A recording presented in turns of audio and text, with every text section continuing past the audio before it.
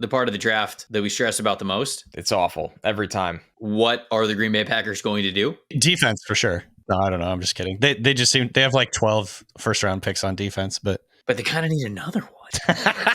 Do you think we need one more? This is like the Ocean's 11 thing. Do you think we need one more? Let me read it off. I think Kenny Clark, Rashawn Gary, Lucas Van Ness, Quay Walker, Eric Stokes, Jair Alexander. Devontae Wyatt's got to be in there. 10 ought to do it, don't you think? Do you think we need one more? I think they've lost a couple of their former first rounders. You think we need one more? All right, we'll get one more.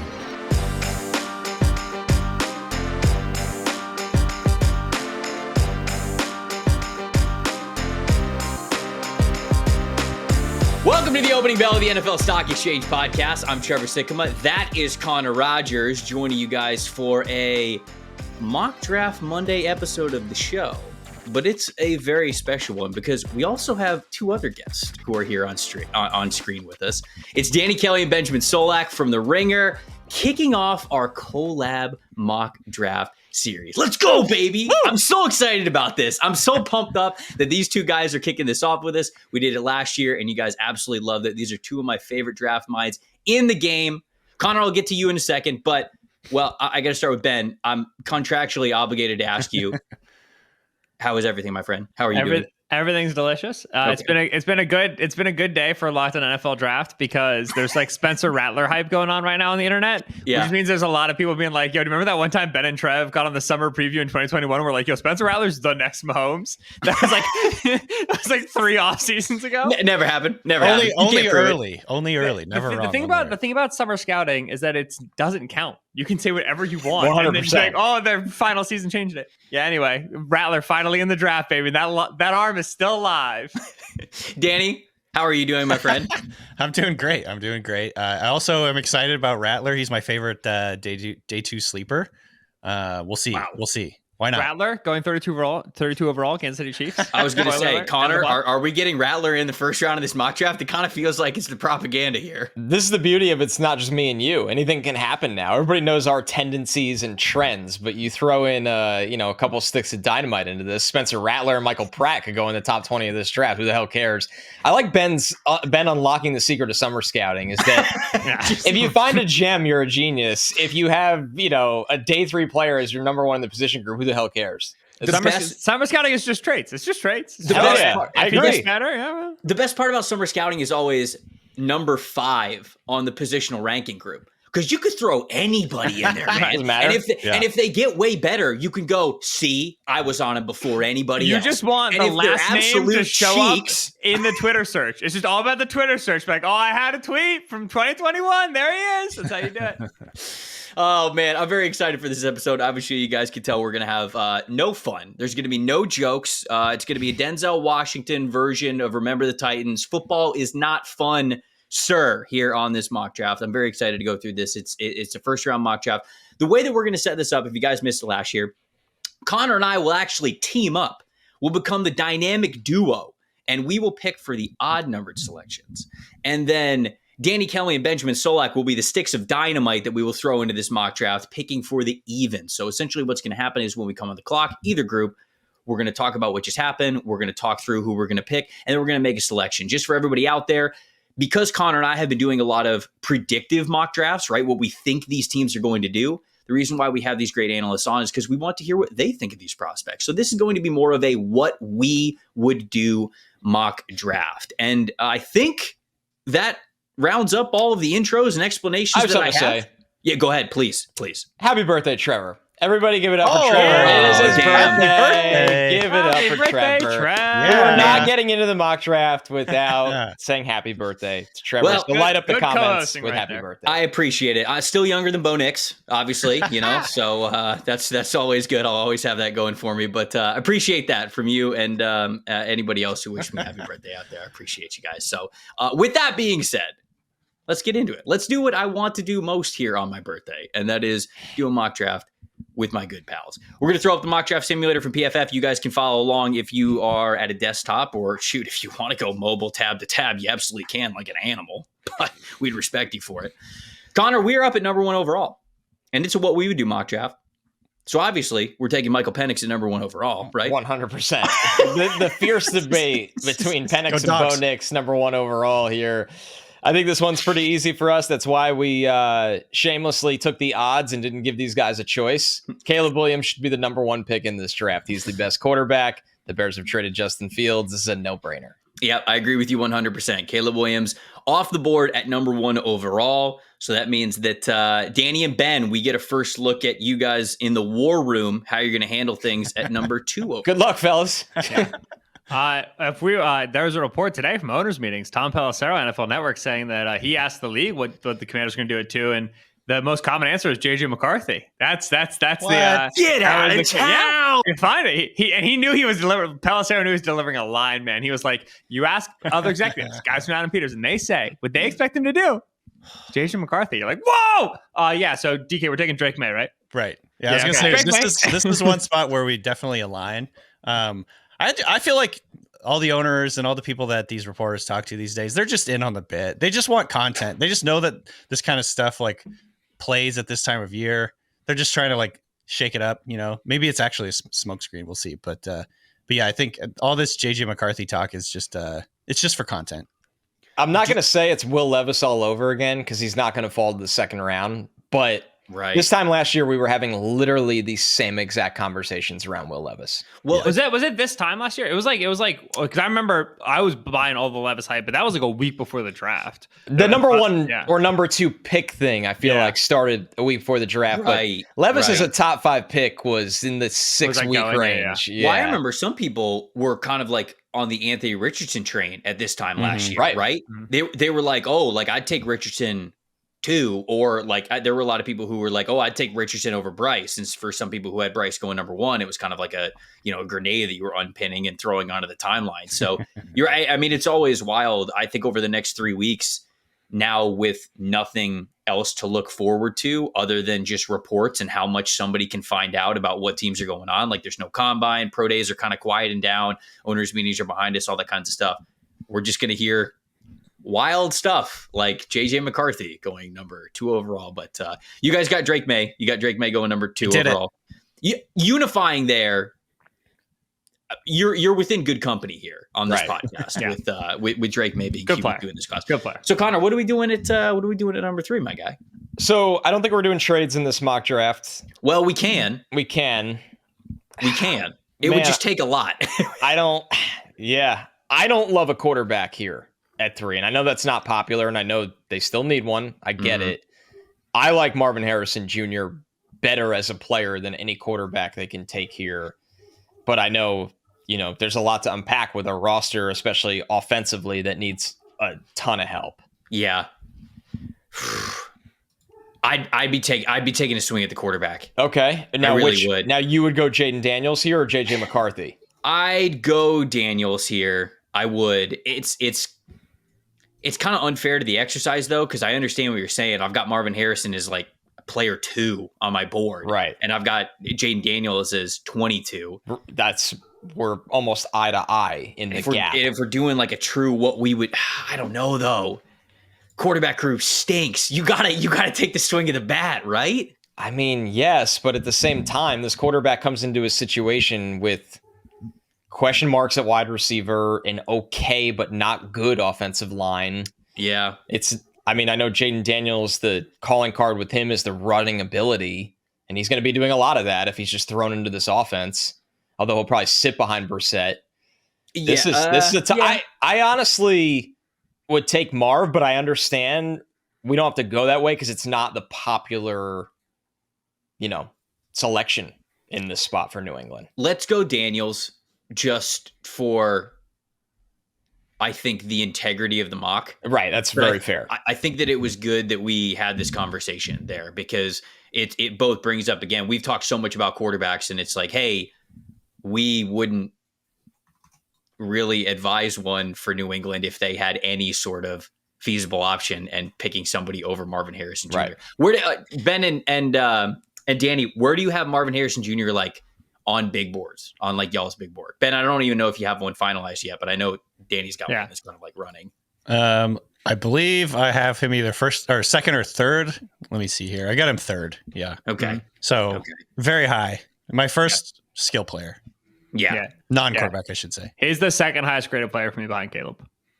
Okay. So I mean, like we're all in the exact same conversation.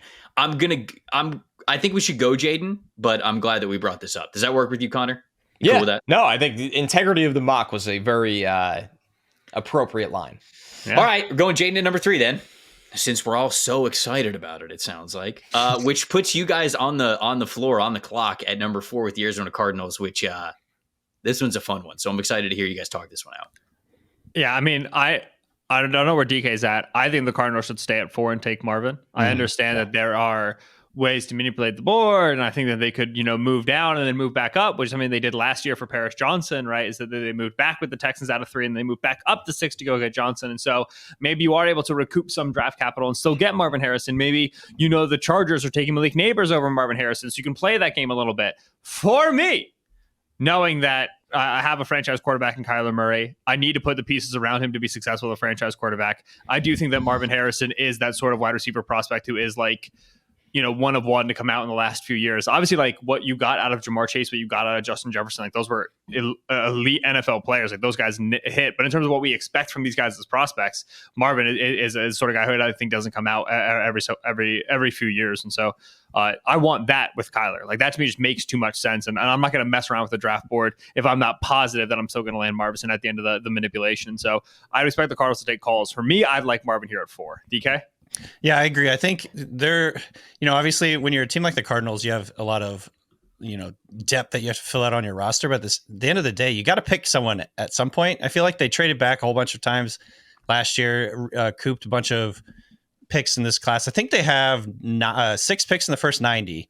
And so, I mean, at some point you should start taking blue chip players. I feel like obviously there's a chance they could still trade down and get a guy like Neighbors or Dunze, but to me, it's just don't get too cute. Take the guy that you've got highest rated on your board. If that is Harrison, grab him here. I'm guessing that's what they'll do. That seems like what everyone is pointing to that being the case. But yeah, I think Harrison to me is such a force multiplier for this offense, a potential force multiplier for this offense. Dropping him in there is only going to make Trey McBride better. It's only going to make guys like Michael Wilson and Greg Dortch, who are better at just playing roles, I think, in this offense than trying to be like go-to guys. And it changes the whole dynamic of that offense potentially. And so you could see a massive jump from the overall offense and from Kyler just in his efficiency, because obviously his numbers were down a little bit last year coming off of that injury, and they didn't have a ton of playmaking talent. I think Marquise Brown was hurt, and so it was this to me has the potential to make this gives a potential to make a big jump next year. All right, so we're gonna go Marvin Harrison Jr. at number 4.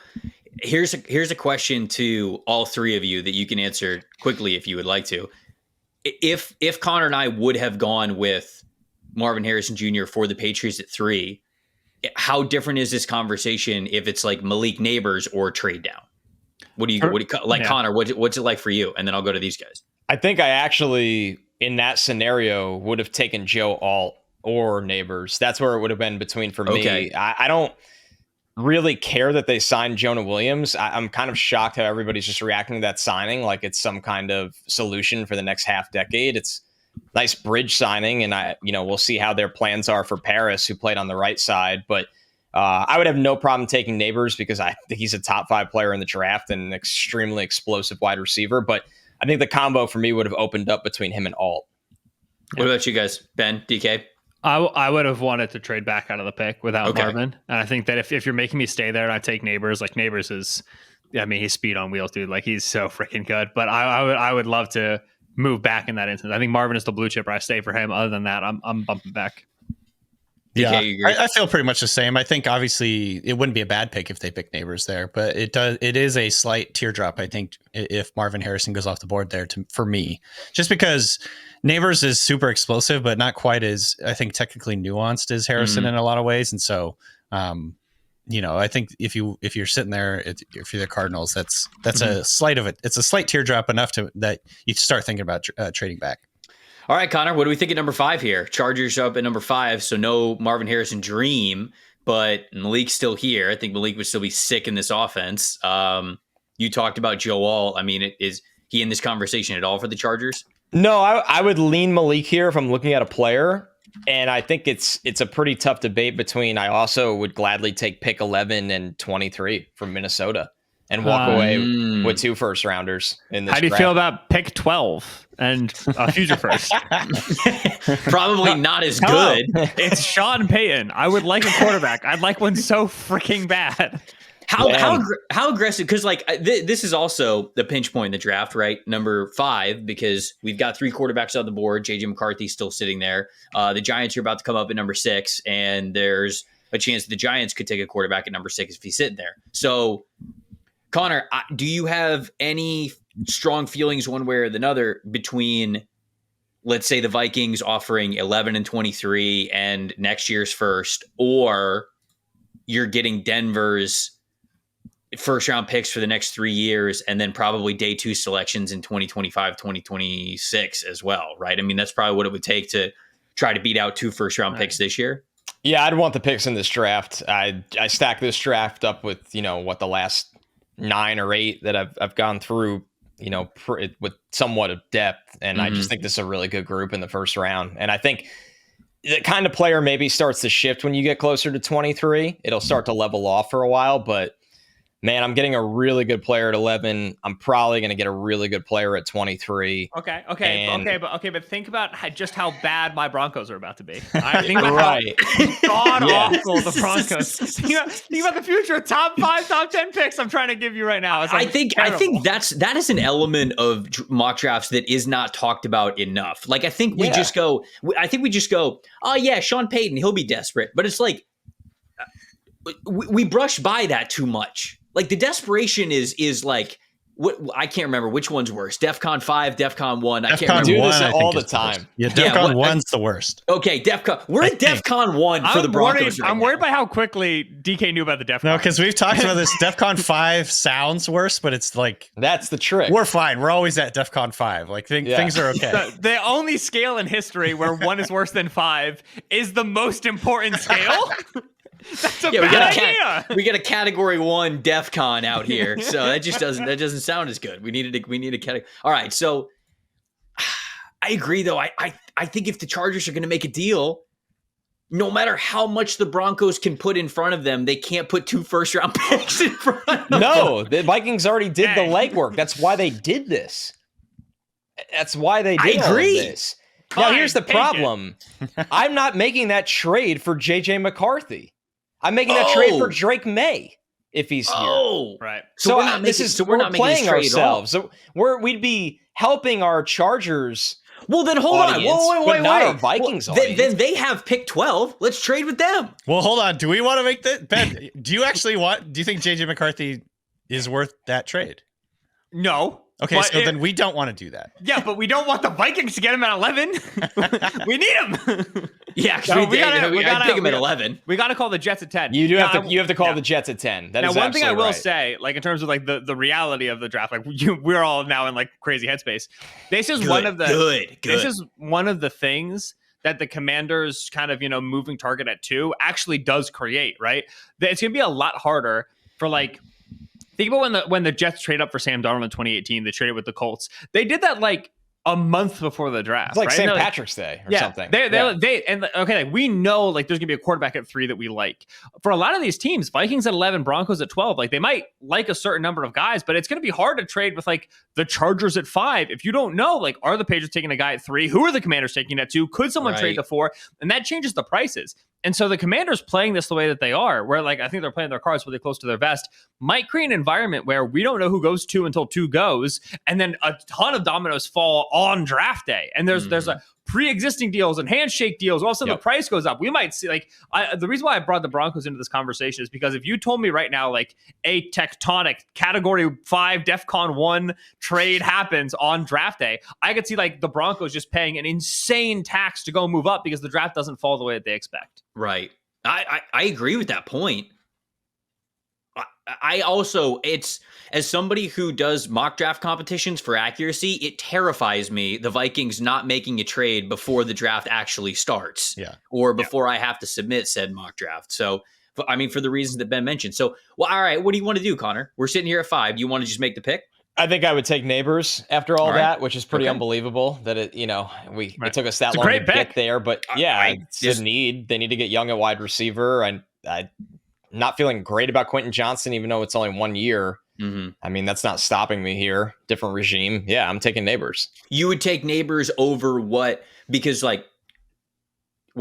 if Ben still wants to do the deal with 12, they're the ones who are trading up for McCarthy. Like, would you trade 5 for 12 and 2 extra first round picks? I think so.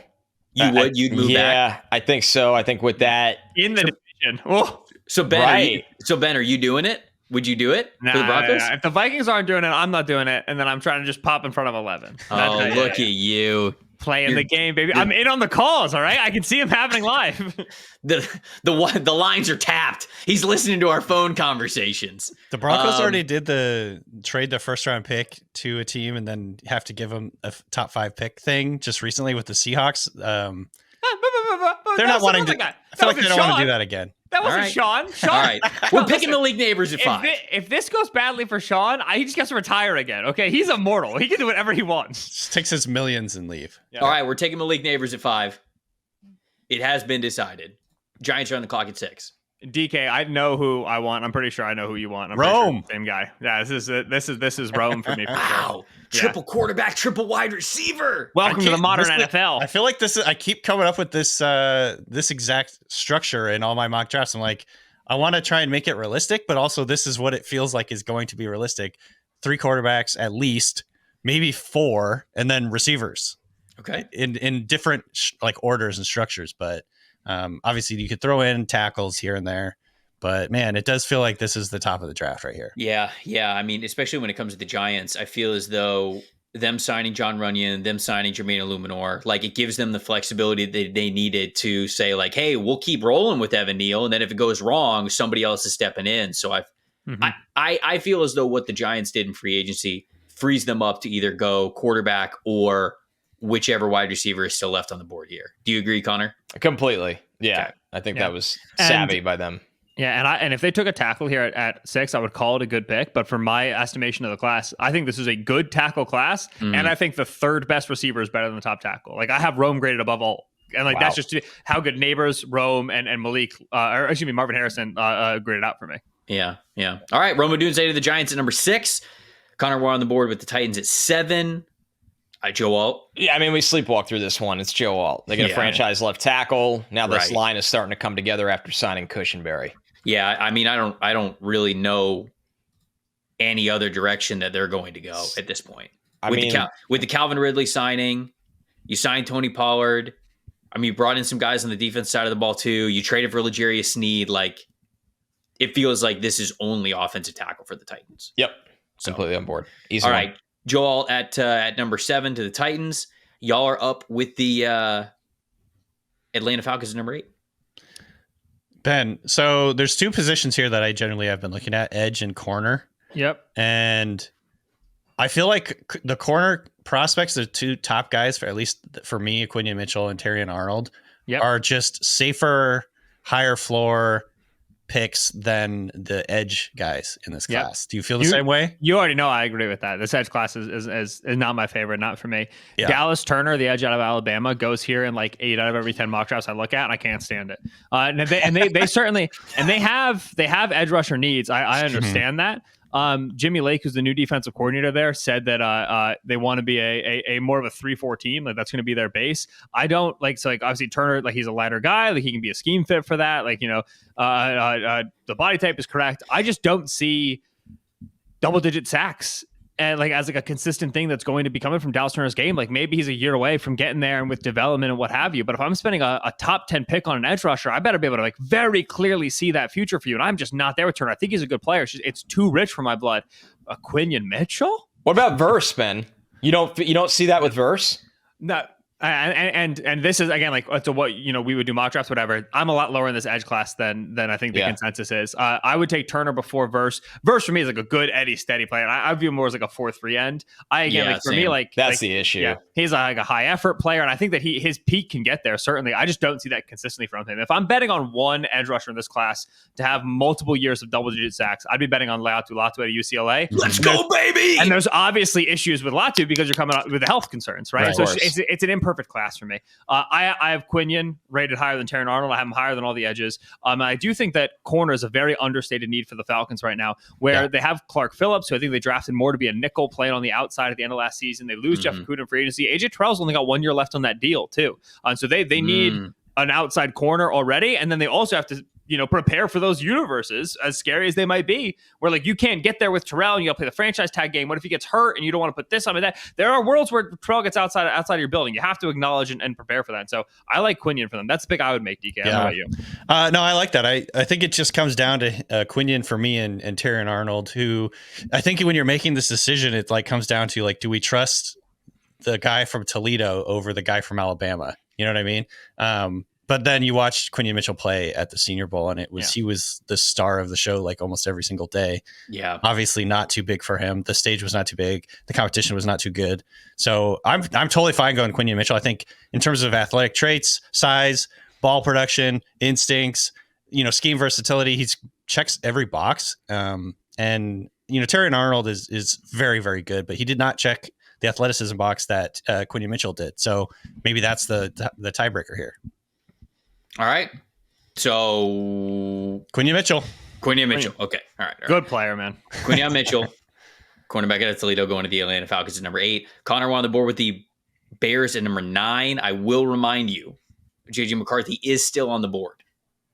I will also remind you that the Minnesota Vikings and the Chicago Bears are in the same division. I thought you meant they're going to take McCarthy, and I was like, to compete with Caleb? Wait, what? Nothing better than some good old-fashioned competition, chaos. baby.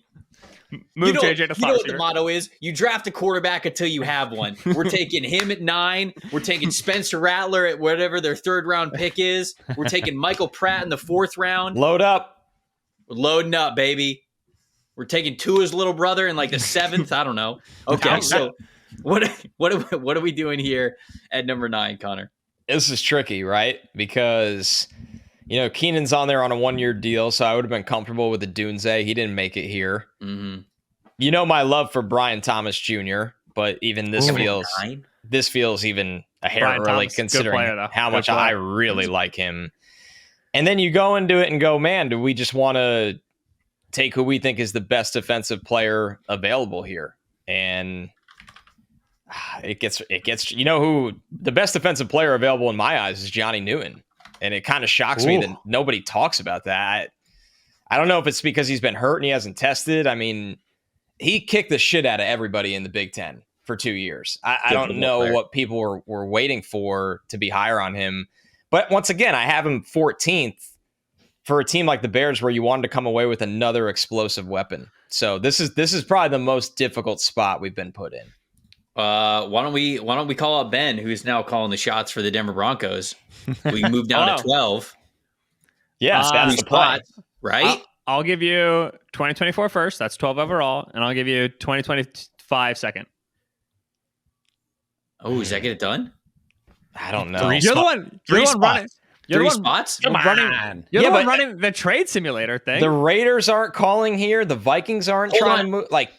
This is also interesting though, because the Bears still have the Panthers' 2nd-round pick from next year. So another 2nd-round pick from the Broncos means you got 3 2nd-round picks. Bears. If you're the Bears, you do. But is that the appropriate value? I made it up off the top of my head. I don't think it's insane. I think that's. I was just looking at the source. I made it up. So it's perfect. On the JJ chart. It's a difference of 150, which is not very much. Which is not. And a future 4th. Hellas, take it. When it comes to quarterbacks, the price always gets jacked up a little bit. Yeah, so, I think next year 2nd would do it. Yes, I do too. All right, let's roll. I don't want this pick anyway. So fine. We didn't want it anyways. It's a free pick. Never wanted anything to do with it. All right, 12. Next year's first for 9. This trade is a 73% chance to be accepted. Not when I force the trade, baby. Look at me off the dome, general managering, finding an equal price. Come on, son. All right, so you guys just traded up to 9, so you're making the pick here, JJ. Yeah. So I would take JJ, and here's the thing: as somebody who I've been somebody else, I'll laugh. That would be good.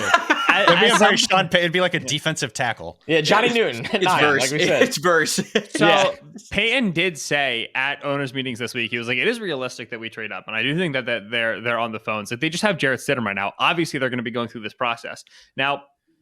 I have said on the Ringer NFL Draft Show and other places, like, I don't dislike Jaden Daniels, quarterback at LSU. I just wouldn't want to take him for where he's going to go. I don't dislike quarterback JJ McCarthy out of Michigan. I just don't want to take him where he's going to go. So, like, for me, like, those guys are going to get overdrafted. But once you're running a team, like, the price is the price, right? If JJ's going to go in this range, I'm the Broncos. I really, really, really don't want to leave this draft without a high caliber gamble at quarterback, right? And I think McCarthy is that. McCarthy is young, and in my opinion, he's like a year away from being a year away. He requires development. Does Sean Payton really have that time? Like, there's a lot of issues with this. But McCarthy, more so than Michael Penix, more so than Bo Nix, more so than Spencer Rattler, I could see him becoming a starting quarterback in the NFL pretty reasonably. I can see that outcome for him.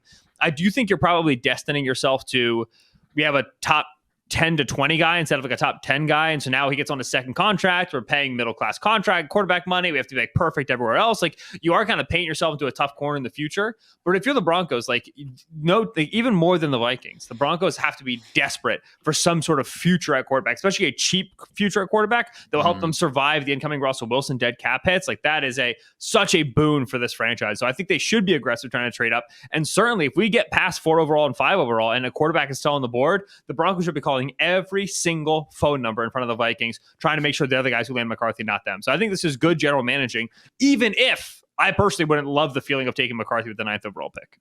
What do you think? I love the idea that the Vikings are just asleep at the wheel here. They're just like, they didn't match the offer. Yeah, they're like, nah, we're fine. We'll go with Sam Darnold. Second, we could never.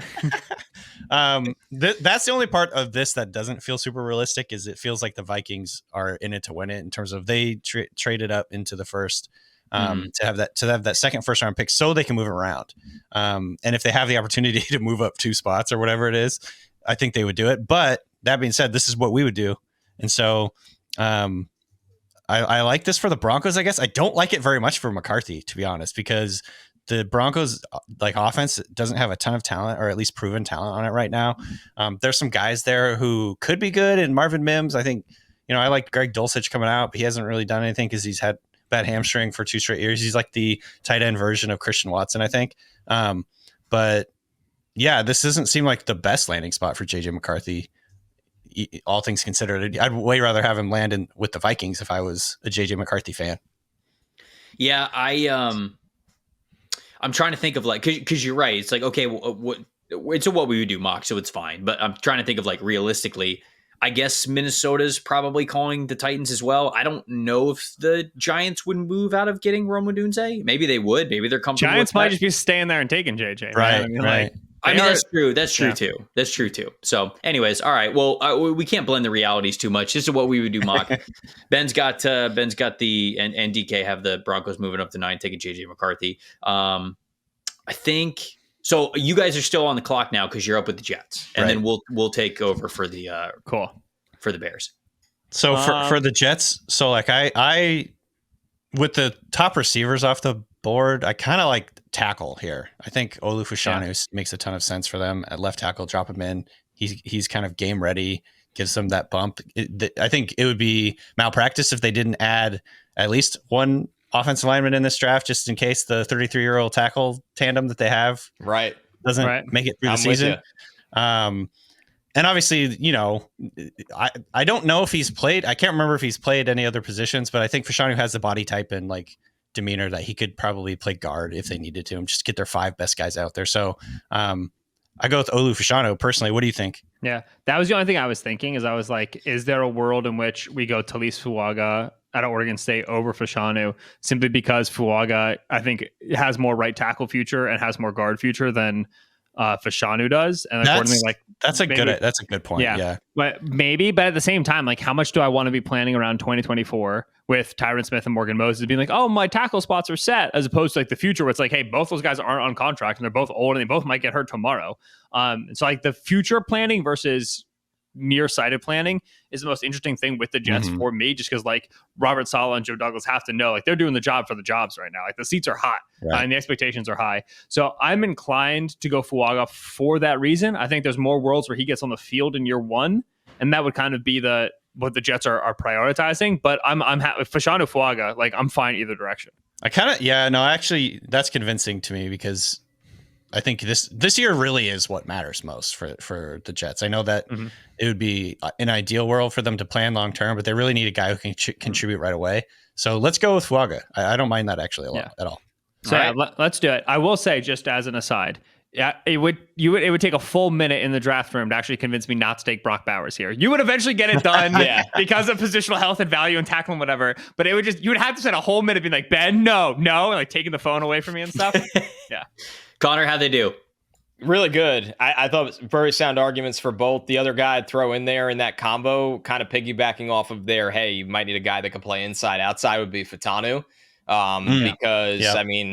This is my argument with Fatanu, as much as I love Olu, I love Talisa Fuanga, is that you can actually have him go into camp and battle for left guard with John Simpson from day one. Yeah. And man, this is a perfect world. It's probably not going to happen because of health reasons. But the idea of Tyron Smith, Fatanu, Joe Tippmann, Elijah Vera Tucker, and Morgan Moses as your 5, that's a really good looking group next year in front of Aaron Rodgers. And then when somebody gets hurt, you just kick Fatanu around because I think the guy could truly play all 5.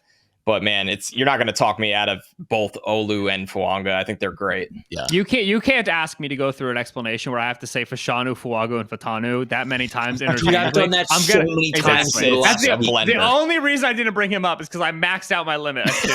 I was going to mess up if I included a third name. And then Ben's right. Like we say this all the time, Trevor. Bowers is eating your dessert before your vegetables. But goddamn, like the sugar rush is. Here's the thing: dessert is good, dude. Right, that's the thing. Okay, you cannot say that to Ben because he's got the weirdest diet of all time. I have a very fake news. This is a normal diet. Erroneous. Cheese appetizer, then dessert, then you get into the main course, and then you finish it up with some cheese. Heresy, dude. I don't know what you're talking about. All right, so you guys are taking Fuanga, right? Fuanga, right? At 10? Yeah, Fuanga. All right. Connor, that puts us up with the Vikings at 11. Obviously, a little strange that the Vikings are sitting here at 11 because we haven't done a mock draft with them at 11, certainly since the trade. But with them at 11 now, would you cape for Penix at this point? Easily. In this system? Easily. Easily. That's so rich for me. I get it, but... And this is unlikely. You still have 23, though. Like, I'd wait. The Daniel Jones argument from 2019. Yeah, it's a bad pick at 6, but good pick at 12. Yeah, but they've got to be worried about the Raiders. Yeah, I know. I think he's in play for the Raiders. I just thought of that. And we picked for the Raiders, so I'm going to ask Connor what he wants for the Raiders. He's like, you know what I want. This is the flawed. As much as it's just Gardner Minshew, I mean, what are the Vikings like? Sam Darnold is really going to play the whole year if they don't get a quarterback out of this draft. Are we talking ourselves into that at this point? That's what's going to happen. Yeah, right. So this goes back to our point of it being a little flawed that the Vikings are sitting here and all the guys went in front of them, right? But yeah, if I'm taking a quarterback, I'm taking Penix here for sure. And this feels like a team destined to take a quarterback. Well, I took Marvin Harrison Jr. away from you at pick number 3. So you're gonna give me this one? So I'll give you this one. Wow, what a guy on his own birthday. Truly selfless. Fascinating. Yeah, I think what Penix can do pre-snap in O'Connell's offense, I like their offensive line. I think he would surprise a lot of people with this landing spot. And he's a very landing spot specific player when you look at his pocket passing skill set, but this is the one for me for sure. All right, we'll go Penix at 11. So Michael Penix Jr. off the board at number 11 to the Minnesota Vikings, who did not trade up. So this is at least, I think there's going to be some people in the comments who be like, yeah, this mock wasn't realistic. The Vikings didn't move up. But like, here we actually get to explore a world where if, right? I mean, things go wrong. We're so sure this is happening a month outside of the draft. Like, why not have a little fun and see what happens if? Yeah, when was the last time the first round went like you thought it would? Yeah, right. Every year, brother. Haven't 100% accuracy. Listen, I would say at least once per year something happens during the NFL draft that makes me like slack jawed, right? Like cartoon jaw hits the floor. Yeah. Michael Penix in round 1 would not clear the bar. I would be surprised. Like I would be like, whoa, crazy. But I wouldn't be like, oh my Yeah, God. no. I'd be like, oh, that's nuts. But again, like that would not, and it happens every year. Like when the Texans did like the whole 2-3 thing, I was like, yo, what in God's name is going on? Yeah, that was pretty wild. would not do that for me. It would not. All right, so Penix off the board at 11. Chicago's now on the board again because we have them at 9. We have them trading back.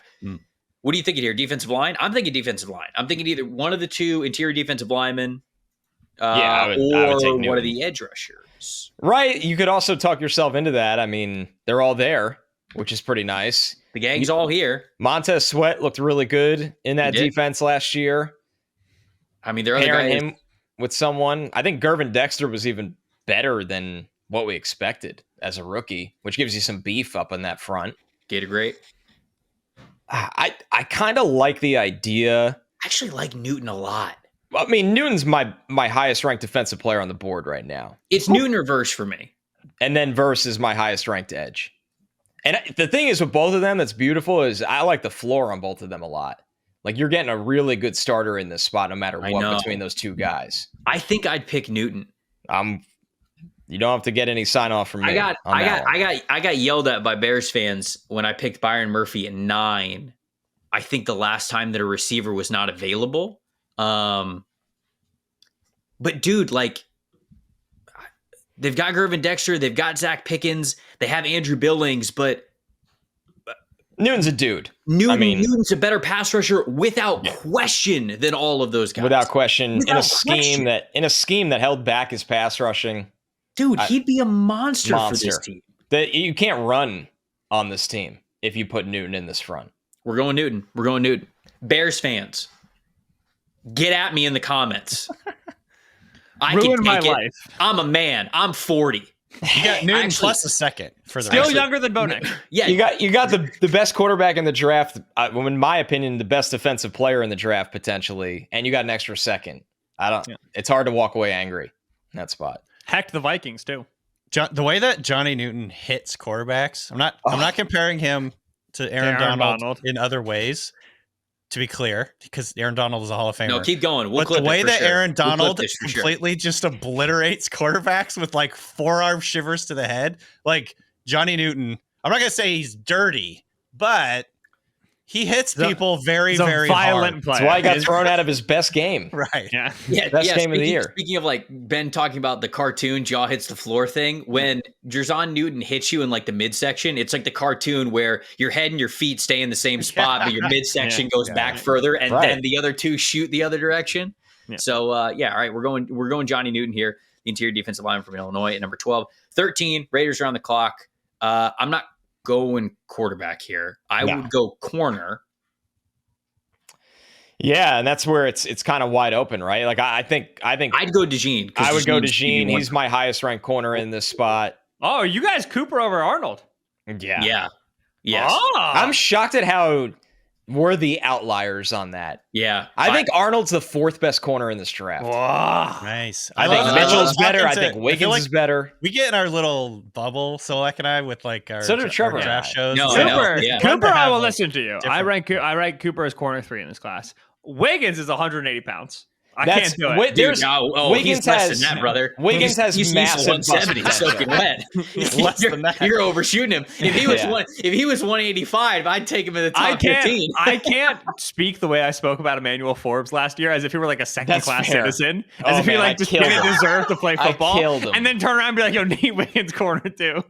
I know. I get that for sure. When the Commanders took Forbes over Gonzalez, I acted like a national crime. It was, and it proved to be. That was tough. All right, so we're going DeJean here. Sure. CB1. I love it. All right, DeJean off the board at 13. Y'all are up at 14. All right, here. What do you? The Saints, right? Saints, yeah. DK. I mean, this feels like edge rusher for sure. Yeah, I was gonna say either edge rusher or defensive tackle. I just feel like with Cam Jordan's like clearly getting up there. They've had such a huge rotation at edge at this point. They are, I want to say, like bottom 4, bottom 5 in sacks last season. This feels like it needs to be pass rusher. The whom is there's a question. Yeah, exactly.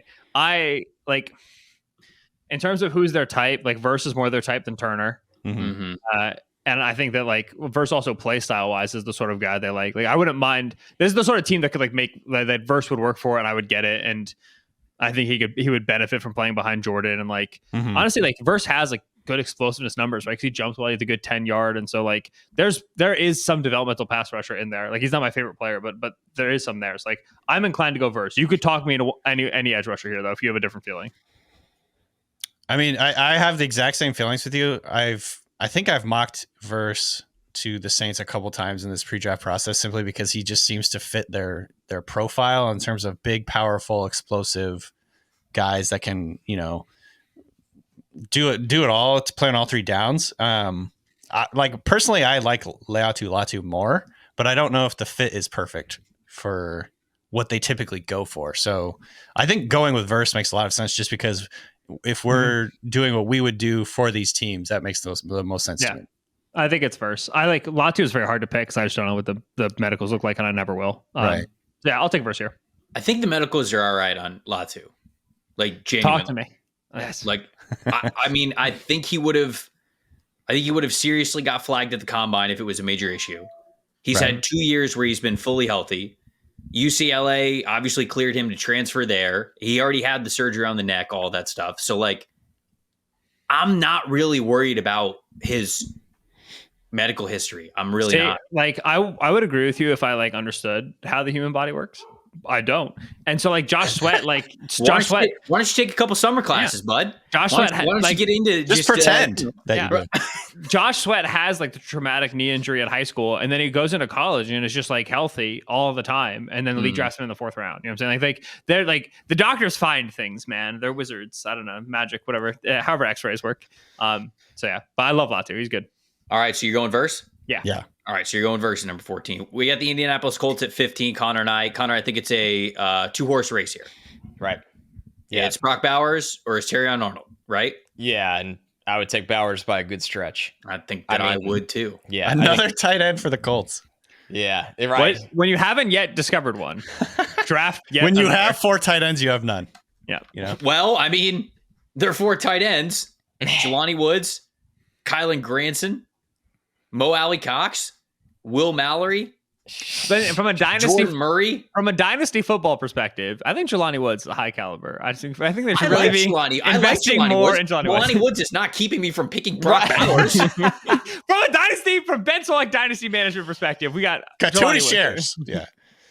All right, we going Bowers here? Yeah. All right, let's do Bowers. Dang it. Bowers. I wanted a hard decision for the Seahawks, but that Ooh, all right, so you're up at the Seahawks. DK, you're driving this ship. What do you want? all right. So I've mocked Leatu Latu to the Seahawks in the past. It was pointed out to me, and fairly so, that the Seahawks have a recent history with players getting retired because of neck injuries, and Cam Chancellor and Cliff Averill, which in theory could scare them away from a guy like Leatu Latu, even though I think in every other way he fits what they're trying to do. I still Troy Fautanu is like the perfect fit for the Seahawks because number one, he's going to the offensive coordinator that he had in college. And number two, he can play in theory like 4, maybe 5 positions. And so just getting the best offensive line possible going right now, whether that's having Fautanu at right tackle or at left guard or right guard or whatever it is. I just think it makes a ton of sense for them. He can hit the ground running. I really like him. I think he, when I watched all the tackles, I kind of went through all of them. And this was like before I kind of had a sense of like the consensus of the who top guys were. I was like, this guy moves better than anybody, any of the other tackles. Extremely explosive. And we saw that at the combine too. I think like when he was doing his drilling on the field, it was like, man, this guy moves around like he's a tight end or something. And so I don't know, I think he's just got a really high ceiling, and dropping him in, at any spot really on this offensive line that they need him just makes them better right away. So I would go with Fautanu. What's your reaction to that, Solak? I like it. I don't mind it. I gave them Amarius Mims in a recent mock where I was like, they might need help attack, the injury concerns Abraham Lucas, and Seahawks fans are furious with me. And I think that like obviously Fautanu has the ability to play guard, which I think assuages that. Mm-hmm. But I do think that the Seahawks are a much better offensive tackle round 1 team than a lot of people are realizing. Just because like obviously they've made the picks with Lucas and Cross, but there are legit injury concerns I think on both sides, and they need protection there. And so I don't mind Fautanu at all. I think it's a good pick. All right. It's also wild to me that Fashanu is still out there. Am I getting that wrong? He's still there, right? Yeah, he is still there. Yeah. Well, that would be another guy I would be very excited to draft if I was a Seahawks fan, and I am a Seahawks fan. So, me Yeah, But I think Fashanu is a hard guy to find when you're scouting for the teams because you're like, okay, they might need a tackle, they might need a guard. So take this dude, Fuaga, take Fanu, because they can play both. The teams will know if they want a tackle or if they want a guard, and I think Fashanu will end up going higher than people realize. yeah. I think that's fair. All right, so you're going Fatanu here for 16? Yep. Yeah.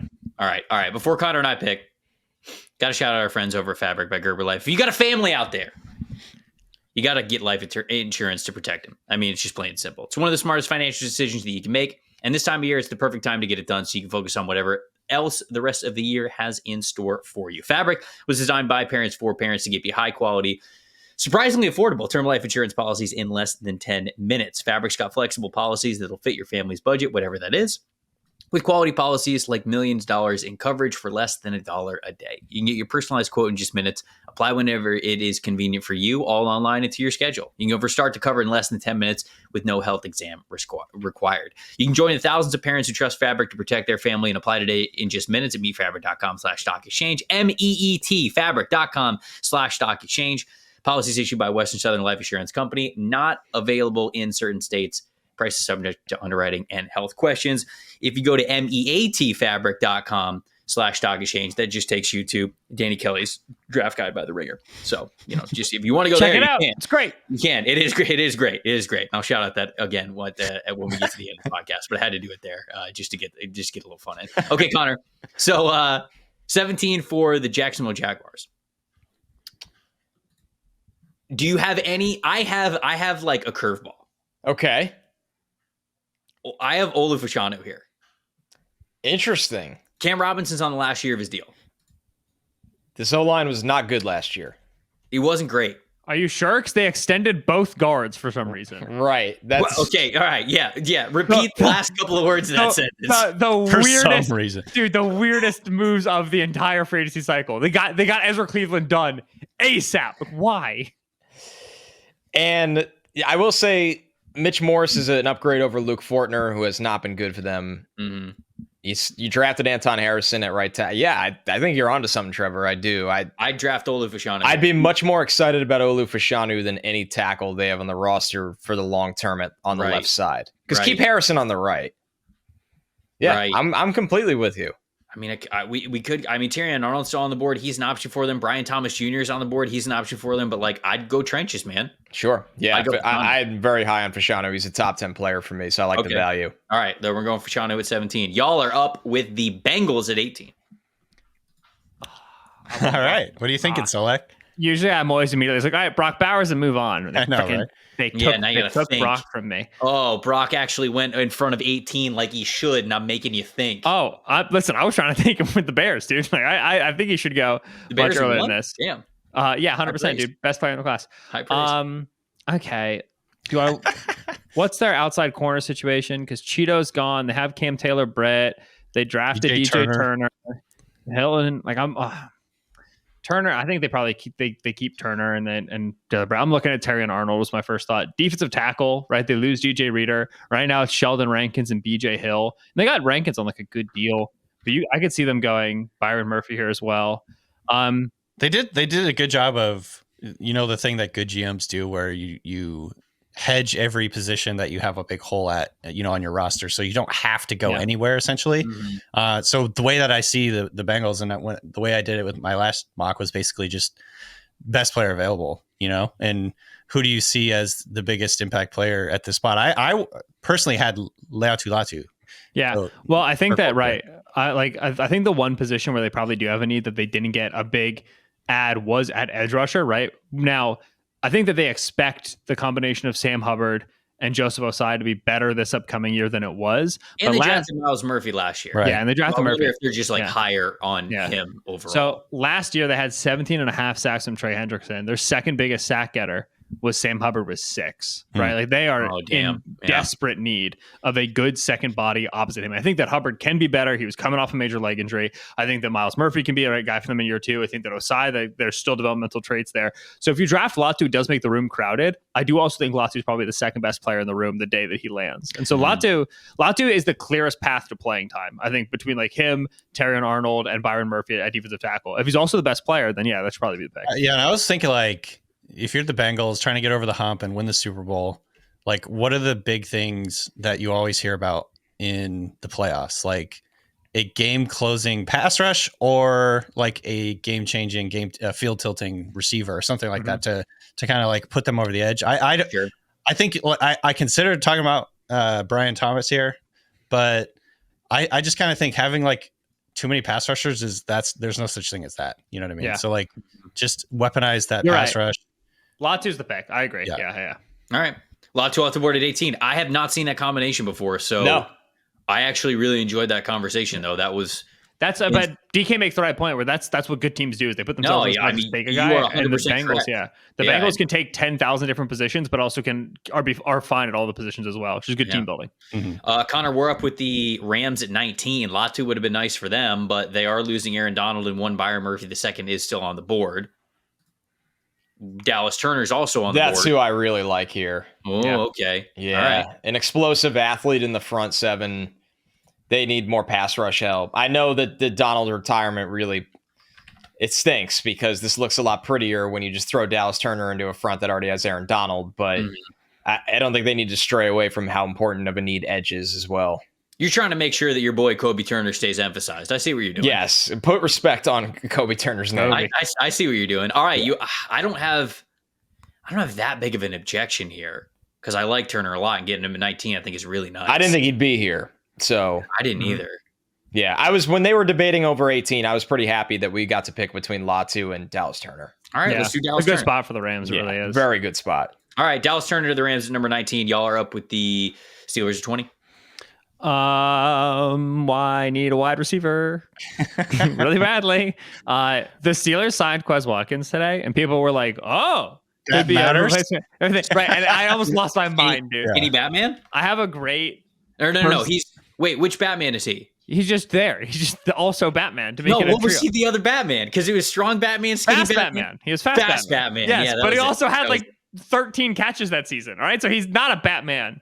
I have a great personal vendetta against Quez Watkins because I'm an Eagles fan, and he just doesn't do much. With losing, you do here. Yeah. With losing Deontay Johnson, I think that this is a great spot for the Steelers to start the second run of receivers that should happen, in my opinion, in the 20s. I think that Brian Thomas is a perfect fit for them. He's a great pick for George Pickens. You have two guys who can both go downfield. They can create explosive plays. They have length. They can be quarterback friendly. I think that whether you are playing Russell Wilson or Justin Fields, you are big play hunting. You are downfield shot hunting, and so the fit makes sense. But also, you don't really want to build around those two guys that much either, because neither one might be the future. And Thomas is just a good developmental player in general, because there's route improvements that can come, there's play strength improvements that can come. I think he gets a little bit bigger, and this is the body type of like a 3-level wide receiver. And so Thomas for me is very clearly my favorite in the second tier of receivers, and a good fit for the Steelers. So to me, this is no brainer. Yeah, love the fit with. I know this doesn't matter, like you said, but with Russell Wilson, like just moonball it up there and let Brian Thomas run under it. Like that to me is the perfect landing spot for him to kind of get acclimated to the NFL. That was why DK Metcalf, I think, worked out really well with the Seahawks, is because like, hey, go run one route down the field, and Russell's going to throw it to you. And you know, over the years, he's developed as a much better route runner, much more nuanced route runner. I think Brian Thomas is still, you know, he's not, I think, a technician as a route runner. He's still kind of just like super fast and big and has go gadget arms, which is perfect for Russell Wilson. Well, he does. And so I love that fit, you know, opposite Pickens. This gives them two big time playmakers down the field. So yeah, that makes a lot of sense. All right. Brian Thomas Jr. to the Pittsburgh Steelers, number 20. Miami's on the clock at 21. Connor, they also lost an interior defensive lineman. They also lost Christian Wilkins. Byron Murphy, again, still here on the board. Also could use interior offensive line. Jackson Powers-Johnson is here. Graham Barton is here. I don't know. What do you think about this one? It's tricky because as much as I agree with that, and I like those players a lot, I mean, it felt like we were dangerously close to Teron Armstead retiring this offseason, and just he's kind of become Tyron Smith-like, where you love him when he's out on the field, but you're kind of playing roulette on the injury report every week. I mean, here's the games the last 3 years: 8, 13, and 10. And this is somebody that was, I would actually swing for the fences and take Amarius Mims here. Yes, it's one of my favorite picks. I put this in every mock I can get. It makes way too much sense. I love Mims. I don't think he's here. I want to make that very clear right now. The the feedback I heard of Mims at the combine was like, why is this guy not in the top 15 of mock drafts? He's an awesome dude. He is incredibly gifted. He has not played enough football yet, but he will at the next level. So Trevor, I think Mims could be a top 5 tackle in the NFL if it all comes together. I don't feel that way about, maybe the interior players that are here. As much as I like JPJ a lot, I would feel much better walking out of this draft with Mims. All right. Look, Marius Mims carries 340 pounds better than any human probably walking on the planet. It's like a small forward. Right. So, I mean, just from body composition alone, I agree. Like, lack of snaps is probably why you're not wanting to play him right away in year one, but that doesn't make his ceiling any lower. So if you're a team like Miami, you can take a swing for the fence. Obviously, Ben was on board as well. I don't hate this. Like I said, I wasn't thinking about it. When we came on the clock, I looked at interior offensive line, interior defensive line, but I do like this pairing, and I like being able to get him in before he has to start immediately, and this one makes a ton of sense for me. So we'll go Mims at 21. Ben, you're up. The floor is yours. Eagles at 22. If Terrion Arnold is on the board at 22 and the Eagles don't take him, I will do like those jersey burning things, right? We're like, my fan.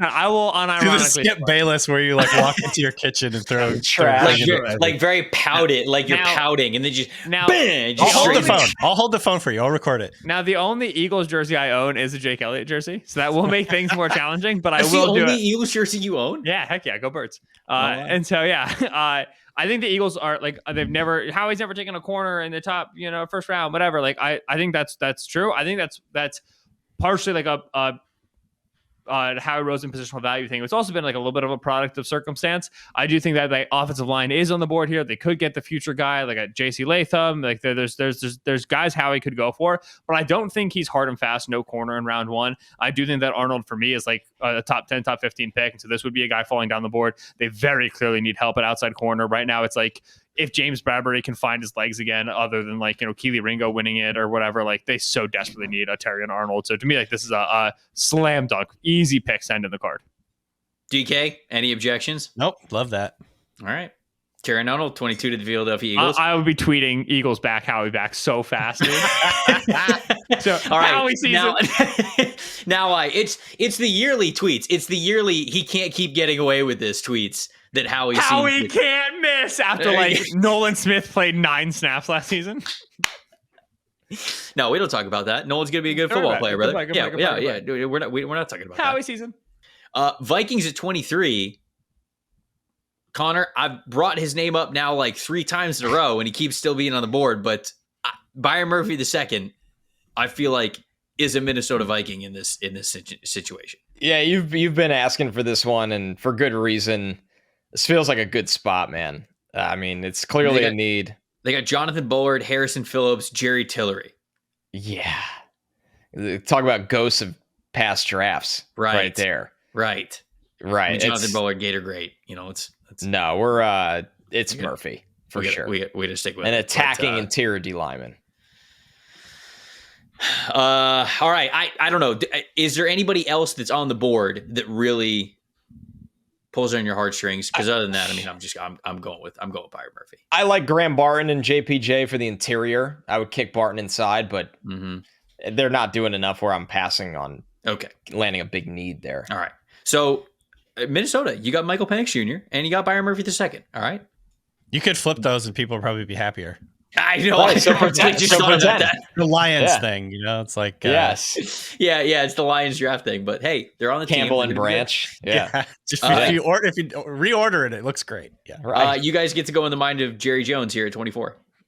Let me draw on my notepad really quick to get scribble. So there's a name that stands. There's a name that stands out to me, DK. I don't know if you have one that stands out. Not particularly. I think there's a couple Brooks, positions that I would love that. A couple of positions that I was like looking at, offensive line and receiver kind of came to mind. Defensive line. What were you thinking?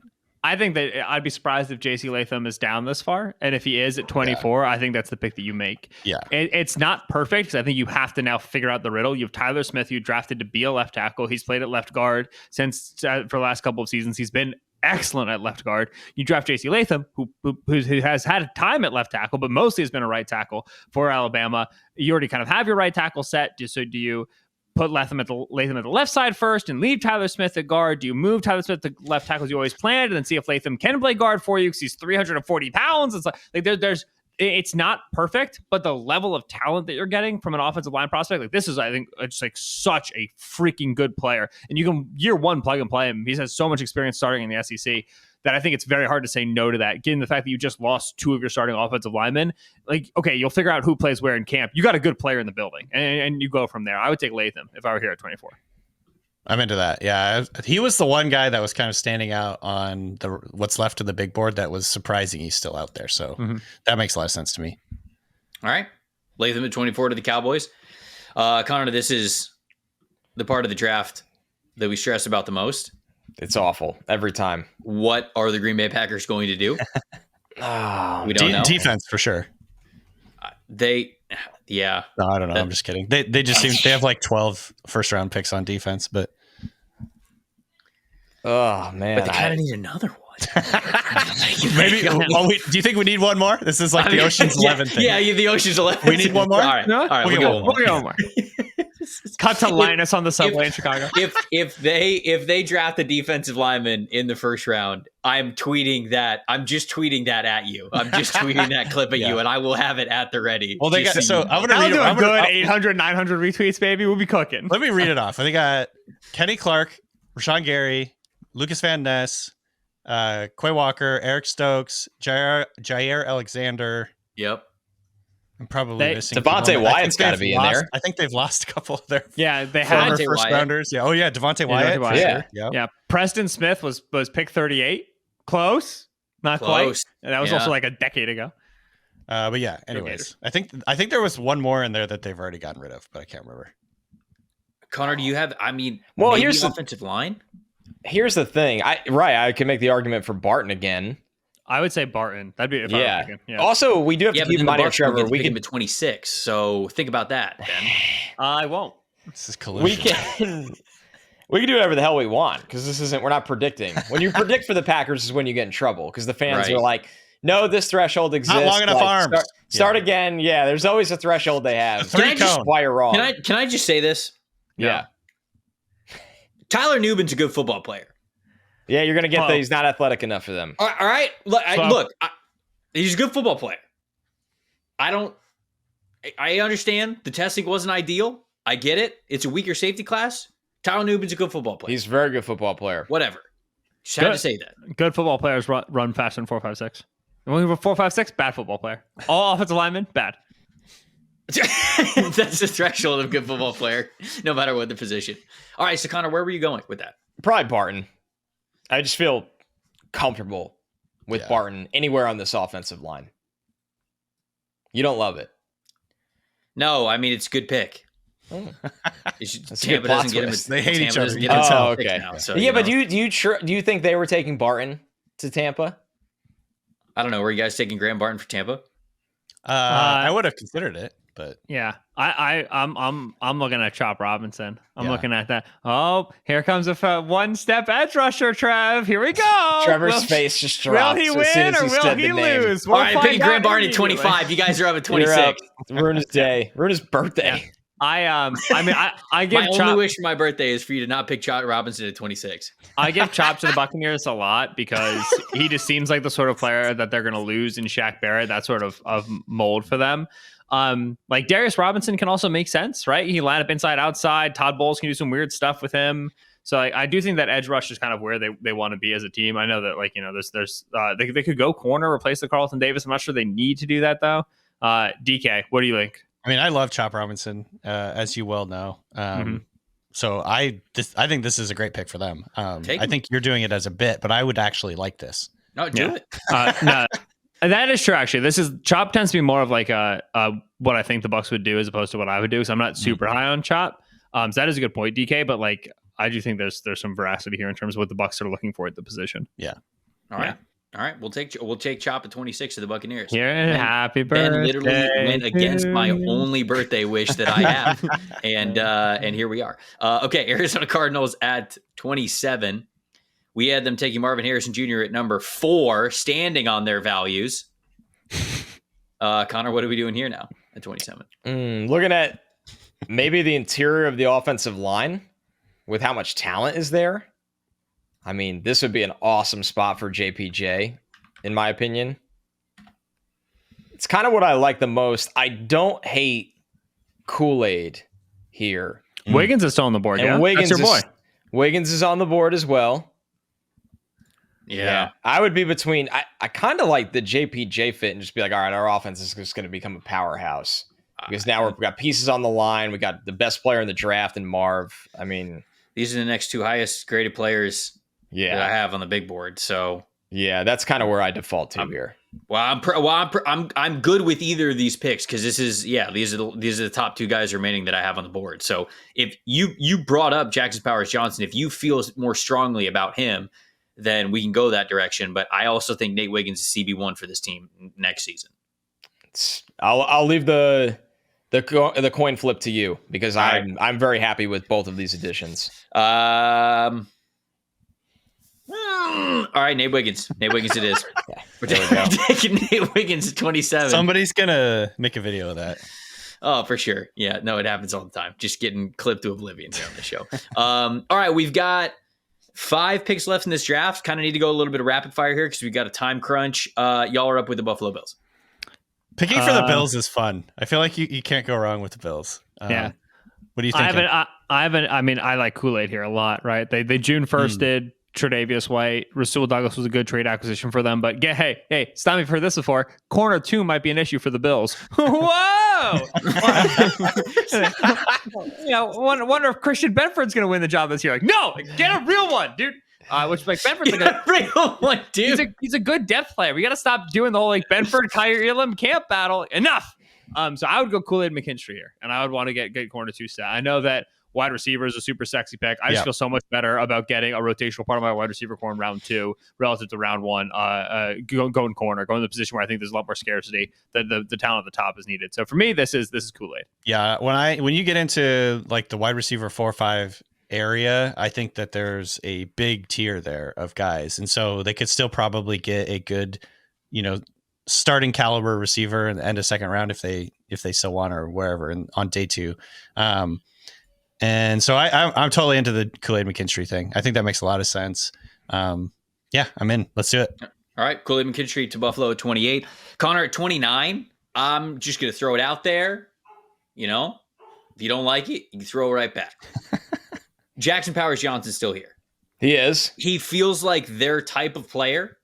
Kevin Zeitler's 34 years old. Right. Graham Glasnow is 31 years old. Frank Ragnow's kind of like been talking about retirement a little bit, or at least a little non-committal, right? Like you get JPJ in there, he's immediately maybe even pushing for a starting job. He's your left guard. Spots. And he's your left guard. He immediately becomes like a chess piece for them along the offensive line to remain good over the next couple of years. I'm with you all the way. Zeitler signing kind of makes you at least question this pick now or debate over it, but before it was a lock, and the value is too good. The value is too good here. It's way too good. He's too good of a player. And I wonder if he's going to be a little bit further down in the actual draft. Like we've heard some medical concerns with him that might, hold him up from being like a top 20 pick, like it felt like he was right after the Senior Bowl. But so I think late into the first round is actually kind of realistic for him. So Detroit, I think that he is genuinely going to be on their radar as somebody for them to pick there. I'll say from like being in that building a lot over the playoff run, like Frank Ragnow's held together by duct tape, dude. They're very cognizant of the fact that that Ragnow's getting really banged up. So this is very realistic in my opinion. Okay, there we go. You guys are up for the Ravens at 30.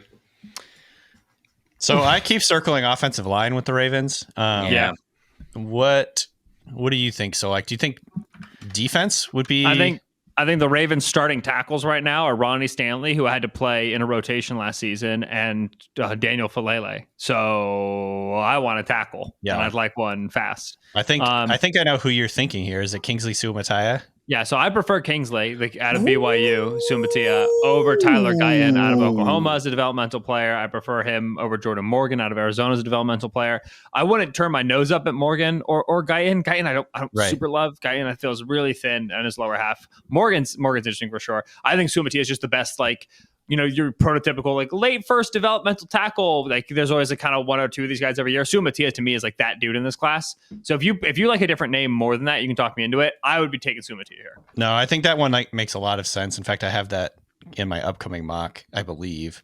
And so it does make sense. And I believe he's played at right tackle. Yeah, he played 12 starts at right tackle 2022. Right. That's because DK and I were talking about Sumatia a couple of months ago. And DK was like, dude, I'm watching right now. And this guy sucks. I was like, who are you watching? And I was watching Oregon 22. He's on the left side, right? I'm like, no. He was right side in 2022. Right side. That's amazing. I thought I was watching. It was the first game I was watching of him. And I was like, what? Are people why is he on a watch list? I was like, dude, other side in 22, other side. Yeah, he has played right before. Okay, all right. Kings of Sumatia going 30 to the Baltimore Ravens. I still like offensive tackle for the Niners at 31. Like I like Jordan Morgan or Tyler Guyton here. Connor, what do you think? Yeah, I think you're all over it. Guyton's athleticism in that scheme. That's exciting. I like him also being in the same locker room as Trent Williams. Like they just get pissed off right before the game. Listen to the same music. I don't know, whatever. Maybe they just get an apartment together, just hang out, just the Bash Brothers, left and right side of the line of scrimmage. Like this is what I'm talking about here. I'm trying to make a Netflix documentary. I'm trying to write Hard Knocks script for them. If Tyler Guyton ends up going to the San Francisco 49ers. Well, let's rock and roll with it then. That's a great pick at 31. All right. Last pick of the draft is on you guys here for the Chiefs at 32. DK, you think Keon Coleman would wear a Super Bowl ring on his left hand or his right hand? Just what sort of guy does it seem like? That would be certainly one of the most fun picks we could make here. So I'm totally into that. Over AD Mitchell? You guys like Coleman over Mitchell? I personally do. I am so completely torn about several of the receivers in this class, including what about Troy Franklin, AD Mitchell. I really like Troy Franklin too. I have a very hard time, and this is something that I've been talking about a little bit lately. I have a hard time coming to grips with the delta between the analytical profiles and the physical profiles for AD Mitchell and Keon Coleman. In other words, AD Mitchell and Keon Coleman's like statistical profiles are terrible, and it worries me, frankly. And even though I like my first impression, so like you'll remember this, I loved AD Mitchell. He was like maybe one of my favorite receivers in this whole class, my first pass. And then the more I dig into it, like you look at his statistical profile and it really starts to like nag at you and be really, it just kind of makes me worried. But that being said, I really loved him on tape. So same with, and the same deal with Keon Coleman, essentially. Like, it's just like the stats worry me and I don't know what to do with these guys. People ask me all the time. They say, Ben, who do you like more? Keon Coleman, AD Mitchell, Troy Franklin, Lad McConkey, Xavier Worthy. They say, Ben, who's your favorite of the group? And I say, whichever one ends up with Patrick Mahomes, that's the best prospect. Smart man. Yeah, that's the one I'm going for. I like that. And so yeah, for me, like I just think if you look Chiefs wise, like Keon's got such big play potential. He's got, I think, good yards after the catch potential. I don't think people realize how good Coleman is with the ball in his hands. He was getting like bubble screens dialed up for him from Florida State. They liked him as an after the catch athlete. Then he's obviously great down the field, making the contested catch, adjusting to the football. He's a big catch radius guy. Like, I think if he fits the offense, I think he gives them a skill set in terms of the catch radius stuff they don't have right now.